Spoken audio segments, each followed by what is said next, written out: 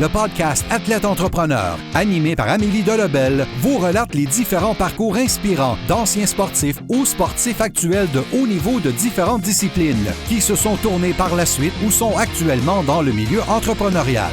Des entrevues et reportages qui sauront vous motiver à atteindre votre plein potentiel.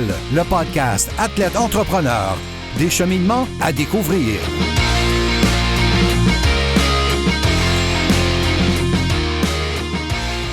Bonjour à tous, c'est votre hôtesse Amélie Delebel et je suis très heureuse de vous accueillir sur mon podcast Athlète Entrepreneur pour cet épisode 061.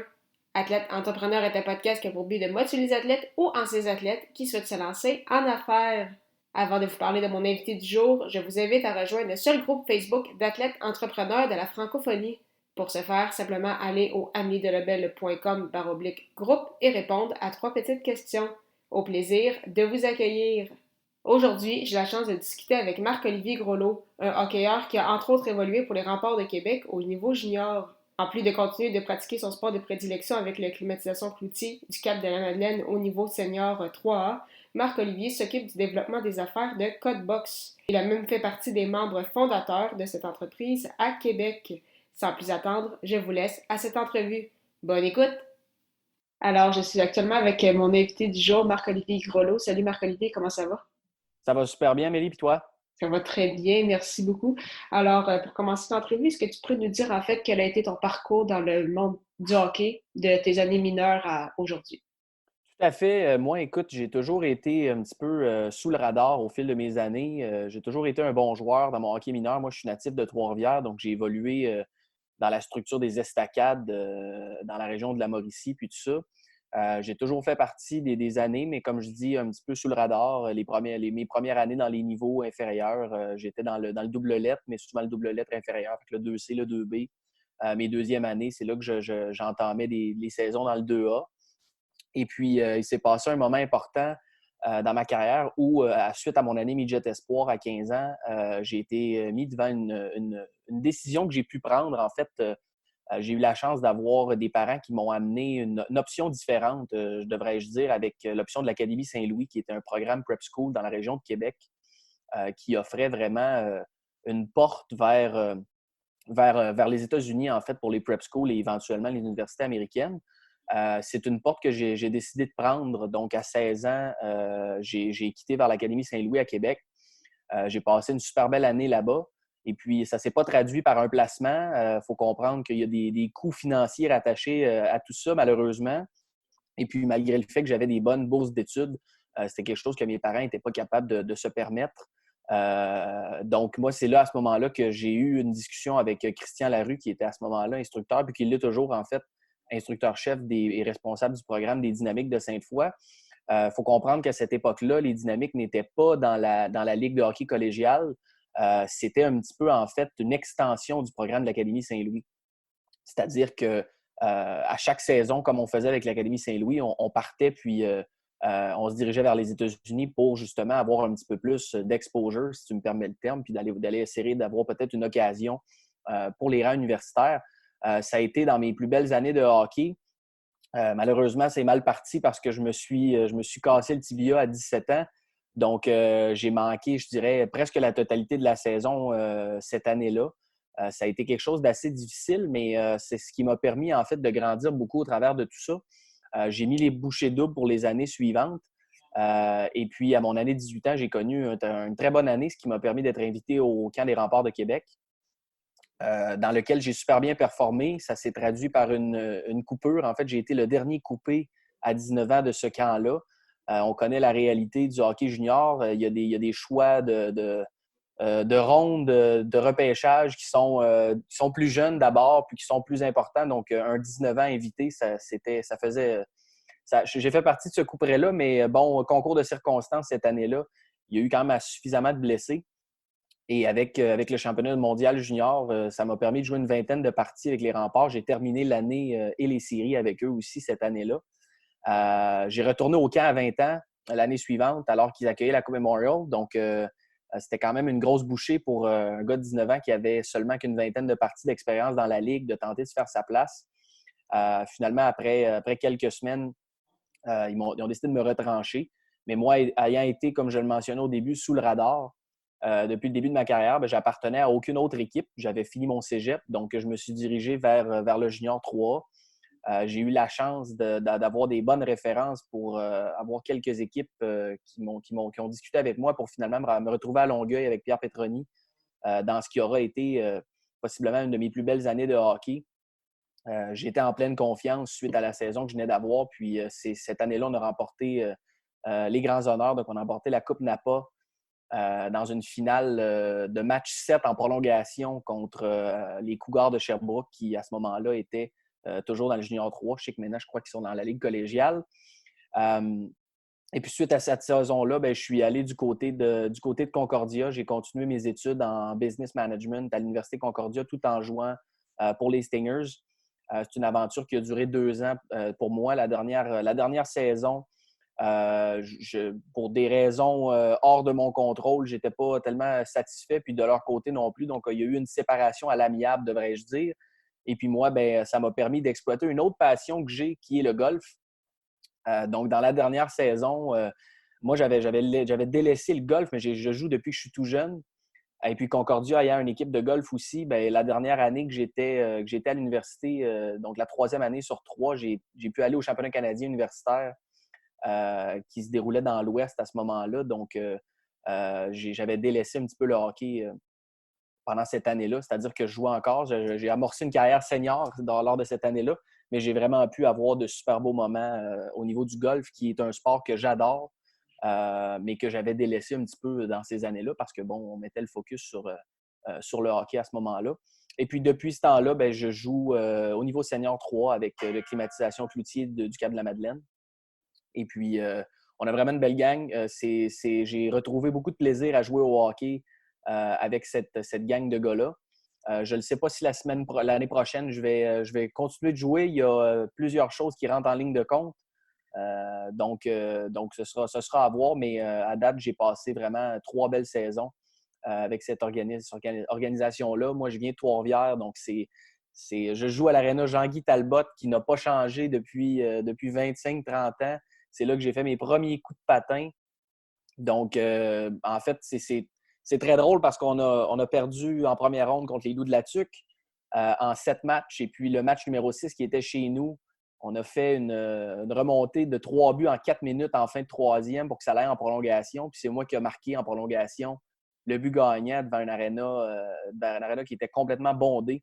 Donc, j'aurais peut-être, considérant qu'ils veulent potentiellement la démolir, j'aurais peut-être marqué le dernier but de l'histoire de l'aréna Jean-Guy Talbot. Donc, moi qui viens de là, moi qui ai appris à patiner en poussant sur ma chaise quand j'avais 3-4 ans, ça me fait quelque chose de spécial. Donc, ça résume un petit peu mon parcours jusqu'à maintenant de mon côté.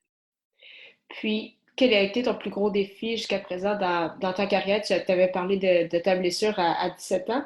Puis, est-ce qu'il y a certaines choses que tu aurais fait différemment? Tu mentionnais que tu avais décidé finalement d'y aller justement pour l'Académie Saint-Louis à 16 ans. Est-ce qu'il y a des choses que tu aurais fait différentes dans ton parcours ou tu es content de où est-ce que ça t'a amené jusqu'ici? Non, je suis très content. Puis honnêtement, j'ai pas de regrets parce que au-delà de l'aspect hockey qu'on parle souvent, comme personne, ça m'a fait grandir énormément de prendre cette avenue-là. Entre autres, les 3 années que j'ai passées aux côtés de Christian Larue m'ont apporté beaucoup, beaucoup de choses comme individu. Et puis souvent, on dit que le sport, c'est une école de vie. Pour moi, ça n'a pas été différent. Ça a vraiment été un moment charnière dans ma carrière. D'avoir un gars comme Christian, comme Maxime Gingras aussi, qui était son adjoint là-bas. Donc, je ferais absolument rien de différent parce que puis c'est une gang, il faut comprendre, pour que les gens comprennent, dans une équipe collégiale, comme c'est le cas en ce moment, il n'y a pas de nuit à l'hôtel, il y a des rides d'autobus, mais ce n'est pas des trajets super longs, bien que maintenant, il y a des équipes un petit peu partout. Mais il faut comprendre que nous, de notre côté, à l'époque, on allait un petit peu partout dans le nord-est des États-Unis. Donc, c'était des longs voyages d'autobus, des nuits à l'hôtel. Donc, on a développé avec ces gens-là vraiment des affinités particulières. Et puis, ça fait que maintenant, on essaie de se regrouper au moins 1 ou 2 fois par année entre boys, comme on dit. Puis même moi, je parlais à Christian cette semaine parce que ça fait quelques années qu'on organise un tournoi de golf qui aide au financement des Dynamiques de Sainte-Foy. On veut organiser un vin fromage. On veut y aller avec 2 événements par année et tout ça. Donc, moi, ça m'a apporté tellement que, comme tu peux le voir, je redonne beaucoup puis j'essaie de rester impliqué, du moins le plus qu'on peut avec les responsabilités qui grandissent du côté professionnel. Mais ça m'a tellement apporté beaucoup que moi, je ne ferais rien différemment. Puis si c'était à refaire, quand mon père m'a demandé si je voulais y aller, j'aurais dit oui sans hésiter. Tu parlais justement de tes défis maintenant professionnels.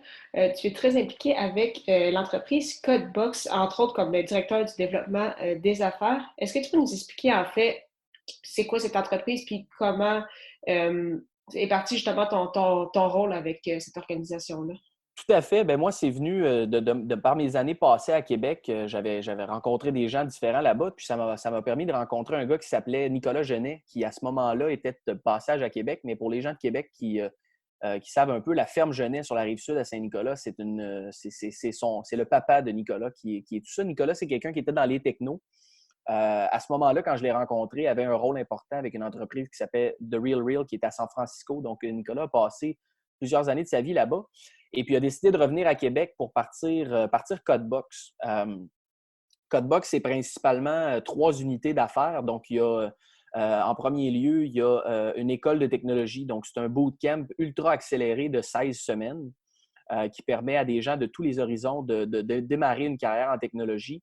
Ensuite de ça, on a un côté placement parce qu'on a des entreprises partenaires, des super belles entreprises comme Coveo, par exemple, qui est une entreprise licorne du Québec, c'est-à-dire que c'est une entreprise privée en technologie qui vaut plus qu'1 milliard de dollars. Donc, on est très, très chanceux de compter sur ce partenariat-là avec eux. Et puis, dans un dernier temps, Codebox, c'est aussi j'ai envie de dire, une digital workshop, donc une agence de projet où il y a certains gradués, certains finissants de Codebox qui ne se retrouvent pas chez nos partenaires et puis qui se retrouvent chez nous dans notre agence de projet. Puis là, on les met sur des projets de différentes natures. Ça peut être, par exemple, un super Nicolas, de par son réseau de contacts qu'il a développé au fil des années. On a des projets super intéressants avec des entreprises de New York, de San Francisco. On a 60% en fait de ces projets-là qui sont avec des entreprises américaines de renom. Donc, ça, c'est super le fun pour nos finissants. Ça leur permet en fait de peaufiner leur apprentissage pour ceux qui n'ont pas trouvé d'emploi directement avec nos partenaires ou avec d'autres entreprises. Et puis moi, j'ai eu la chance d'être amené parce que j'avais fait la connaissance de Nicolas à une autre époque. Moi, je regardais avec Nicolas quand il a voulu lancer ça. On était au mois de mai 2018. Il y avait des prévisions pour lancer à l'automne. Et puis, il me restait une session d'université à ce moment-là à faire, mais Nicolas, on s'était échangé quelques courriels. Je regardais peut-être pour un stage avec lui du côté de la côte ouest américaine. Et puis, finalement, il m'a dit, écoute, je te l'annonce, là, je quitte Walmart parce que sa compagnie, la start-up pour laquelle il travaillait, venait de se faire acquérir par Walmart USA. Il dit, je te l'annonce là, je quitte Walmart en juin et on lance Codebox à Québec. Donc, est-ce que ça te tente de venir faire partie de ça? Puis moi, tout de suite, j'ai sauté là-dessus. Donc, il y avait Nadia Fortier, qui est notre directrice générale, que j'ai rencontrée à ce moment-là pour être certain que tout le monde était en accord. Puis les 3, on était ceux qui étaient vraiment au début de tout ça. Donc, trouver un local, mon Dieu, trouver finalement des participants pour y participer, tout ça, si bien que j'ai littéralement contribué à créer ce petit joyau-là qui est devenu assez gros. Malgré le fait que ça ne fait pas énormément de temps qu'on existe. Comme je disais, on a lancé en août 2018 notre première cohorte. Mais bon, on fast-forward un petit peu.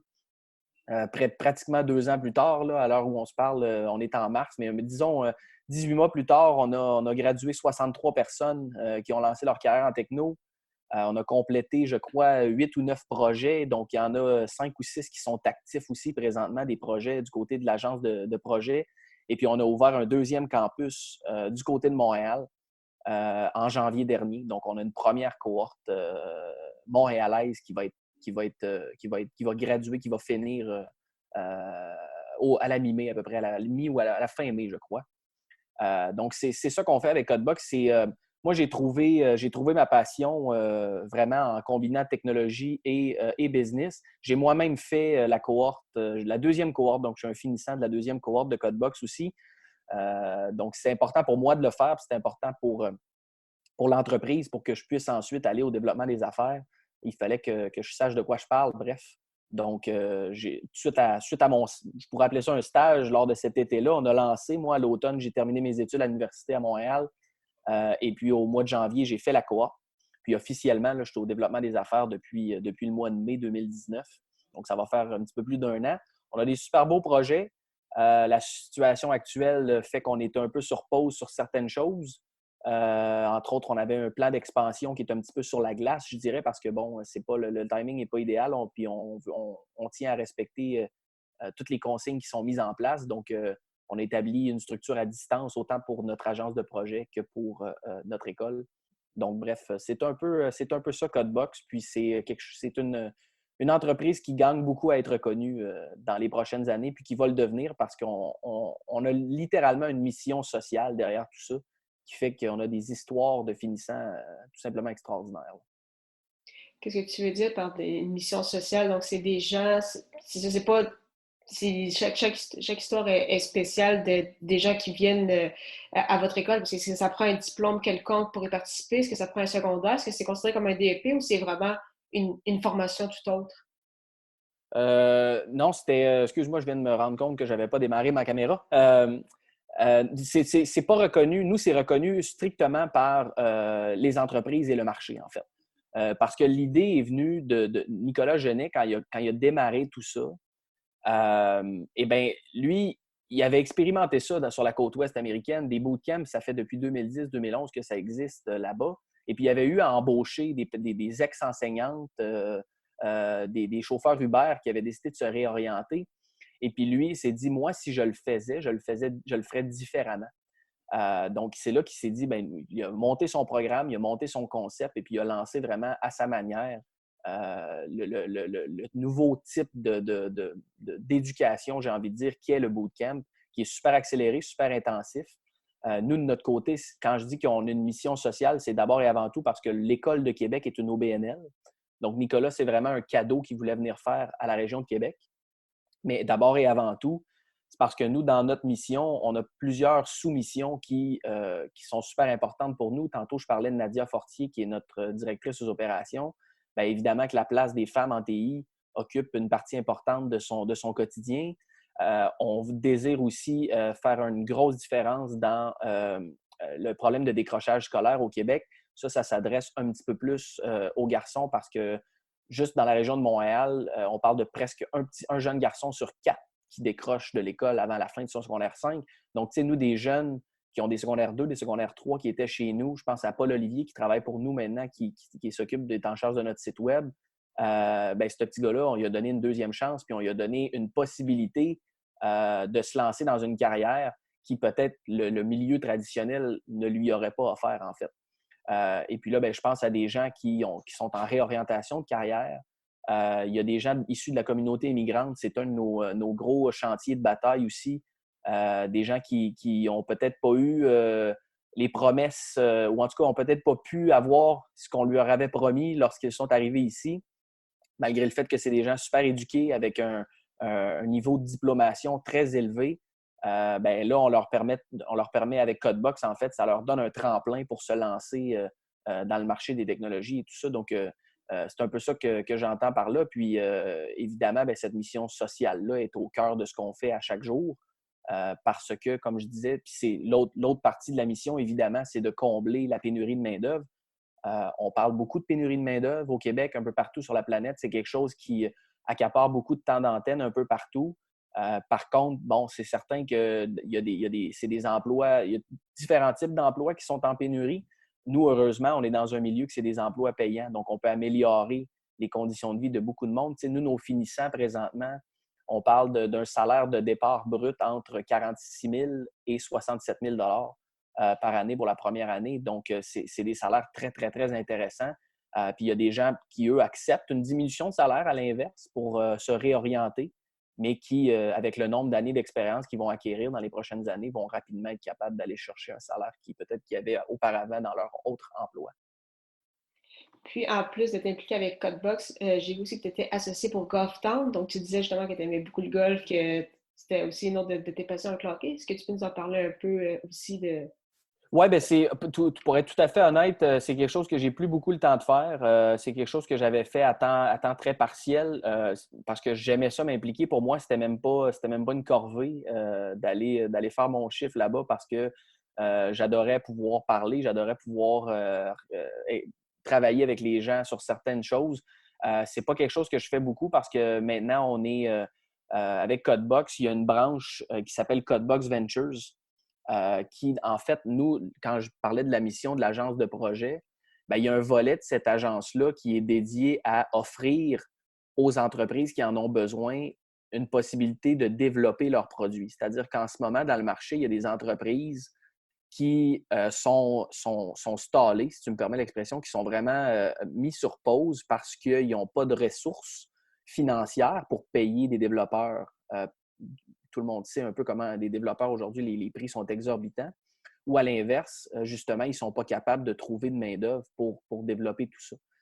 Donc, nous, avec Codebox Ventures, ce qu'on fait, c'est qu'on on offre de prendre des participations dans ces entreprises-là en échange de vraiment venir combler l'écart qui sépare. Bon, bien, voici un entrepreneur où il est au point présentement et où il désire être. Et puis nous, bien, on comble cet écart-là pour lui permettre de lancer un produit. C'est le cas avec Damava, qui est une plateforme qui veut réinventer les soins à domicile. Donc, ça se veut être un Uber des services à domicile, en fait, donc avec un niveau de classification des rôles et tout ça. On est en pleine campagne de pub avec Damava parce que là, on a mis ça un petit peu de côté de par toute la situation actuelle. Eh bien, qu'est-ce qu'on a fait? C'est qu'on a ajouté un profil bénévole. Donc, on va vraiment permettre aux bénévoles de s'inscrire sur la plateforme. On est en pleine période de recrutement pour ça. Et puis, l'autre partie de Codebox Ventures, c'est une entreprise qui s'appelle Podbox aussi, qui est dans le domaine du podcast, en fait, qui est une plateforme pour les podcasters. Donc, bref, tout ça pour dire qu'avec tout ça, ça fait plusieurs mois que je n'ai pas fait une apparition au Golf Town, mais c'est quelque chose qui me passionne toujours autant, en fait. Si je me couche à tous les soirs en espérant qu'ils vont pouvoir ouvrir les terrains de golf malgré la situation qu'on vit, je pense qu'on est capable de respecter toutes les recommandations et les mesures en place tout en jouant au golf. Donc, je pense que ça permettrait à plusieurs personnes de maintenir un équilibre mental suffisant pour les prochaines semaines. Donc, Puis pour les prochaines années, ce serait quoi tes objectifs, tant avec Codebox qu'au point de vue hockey? Puis est-ce que tu as également des projets de côté que tu penses mettre en place ou pour le moment, vraiment, ton énergie est à 100% sur Codebox? pour l'instant, mon énergie est à 100% sur Codebox. Moi, ce que j'aime bien en ce moment de ce que nous, on fait, au-delà de tout ça, c'est qu'on est une jeune start-up. Donc, tout le monde fait ce qu'il y a à faire pour qu'on puisse livrer la marchandise, ce qui m'amène à faire une variété de choses différentes dans mon rôle. Donc, officiellement, oui, je suis au développement des affaires, mais ma liste de tâches ne se limite pas à ça du tout. C'est ce que j'ai aimé quand j'ai amorcé ma carrière avec Codebox parce que c'était l'été qu'on a débuté ça, j'ai fait une foule de choses. C'est la même chose que je fais en ce moment avec les entreprises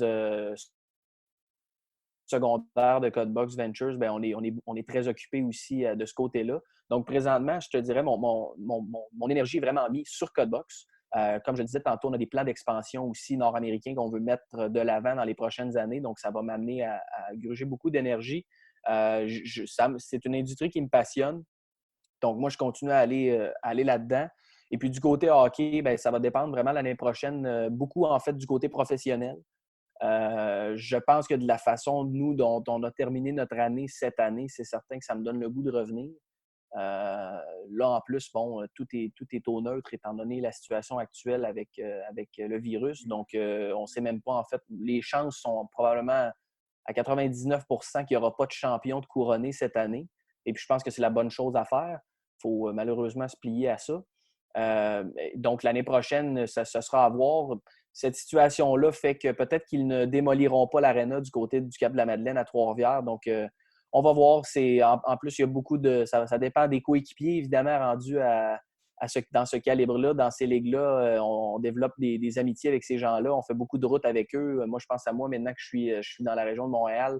On est plusieurs qui descendent à chaque vendredi à Trois-Rivières pour jouer nos matchs. On a beaucoup, beaucoup de plaisir.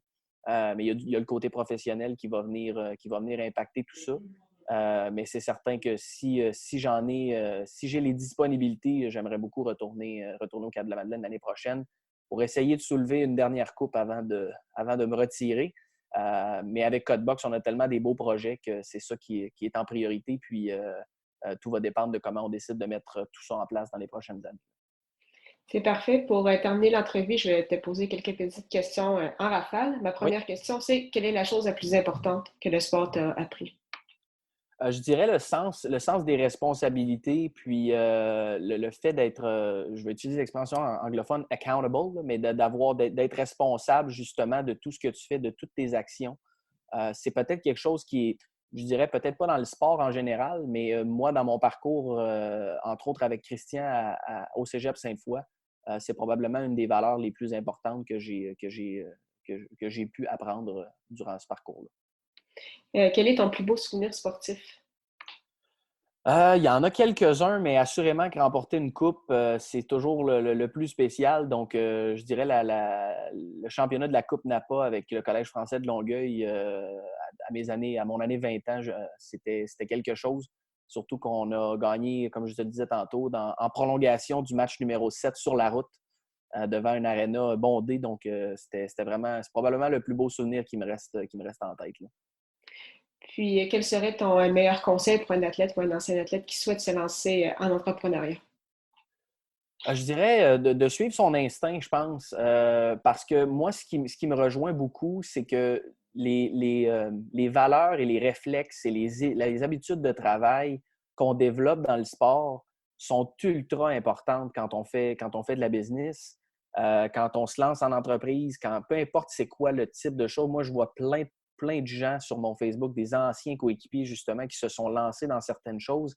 Puis de par les habitudes de travail qu'ils ont développées dans leur parcours sportif, c'est quelque chose qui les aide beaucoup, que ce soit l'attitude, que ce soit, comme je le disais, le travail acharné, peu importe, toutes ces valeurs-là qu'on pourrait énumérer, puis toutes ces habitudes-là, c'est quelque chose qui va absolument les aider, puis qui va les aider à se sortir du trouble une fois qu'ils vont être en affaires. Donc, je pense que de suivre son instinct quand on est un ancien sportif, sachant qu'on a des habitudes de travail irréprochables et tout ça, je pense que c'est le meilleur conseil qu'on peut avoir une fois qu'on se lance en affaires. C'est parfait, mais merci beaucoup pour ton temps. C'était vraiment très, très apprécié. Merci à toi, Amélie, de m'avoir accueilli sur ton podcast. C'est super apprécié. Merci beaucoup encore une fois à Marc-Olivier Groslot pour son temps et en souhaitant que vous ayez aimé ce 61e épisode officiel d'Athlète Entrepreneur. Pour écouter mes dernières entrevues, rendez-vous sur mon site internet au amiedelabel.com/podcast. Également, si vous avez déjà un podcast ou vous souhaitez en lancer un, je vous recommande l'hébergeur Blueberry que j'utilise également. Pour obtenir un mois d'essai gratuit sur cette plateforme, simplement allez au amiedelabel.com/blueberry, BLUBRRY. Si vous avez des questions, n'hésitez pas à me contacter comme toujours. Merci encore une fois pour votre confiance et à la semaine prochaine pour une autre entrevue.